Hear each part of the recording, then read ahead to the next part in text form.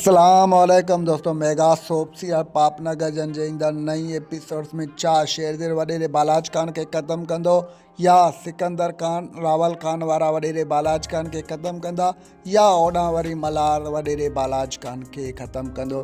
इहे सॼी तफ़सीलात ॼाणण खां पहिरियां जेकॾहिं अव्हां असांजे यूट्यूब चैनल ते नवां आहियो त महिरबानी करे असांजे यूट्यूब चैनल खे सब्सक्राइब करे घंटी जे बटन ते प्रेस करे नोटिफिकेशन ते ऑल करे छॾींदा जीअं हर नई ईंदड़ वीडियो सभ खां पहिरियां अव्हां ॿारनि ताईं बावक़्तन पहुची सघे।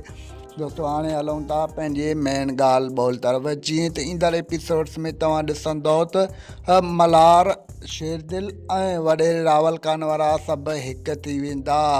शेरदिल वॾेरे रावल खान वारनि सां हथु कोन मल्हाईंदो, पर शेरदिल वारनि लाइ उन्हनि जो हिकु हथु हूंदो। वॾेरे रावल खान वारा हुन जे मथां हथु घुमाईंदा, छो जो वॾेरे बालाज खान जो दुश्मन आहे त शेरदिल हुननि जो सॼणु आहे। ॿिए तरफ़ तव्हां ॾिसंदव त सिकंदर खान बि हाणे जल्द अज जल्द हॉस्पिटल मां मोटी ईंदो ऐं उहो बि वॾेरे बालाज खान मथां मौत थी कड़कंदो। तव्हां ॾिसंदव त जिथों किथों वॾेरे बालाज खान जी हाणे बर्बादी अची वई आहे। तव्हां पोइ क़िस्त में बि ॾिठो त वॾेरे बालाज खान जे हमराहनि खे पुलिस बि खणी वई आहे। होॾां शेरदिल बि गुस्से में आहे, होॾां मल्हार ऐं रावल खान वारा। मतिलबु चवण जो इहो आहे त हाणे वॾेरे बालाज खान जा आख़िरी ॾींहं अची विया आहिनि। तव्हां ईंदड़ एपिसोड्स में ॾिसंदव त वॾेरे बालाज खान जो सभु गॾिजी ख़ात्मो कंदा।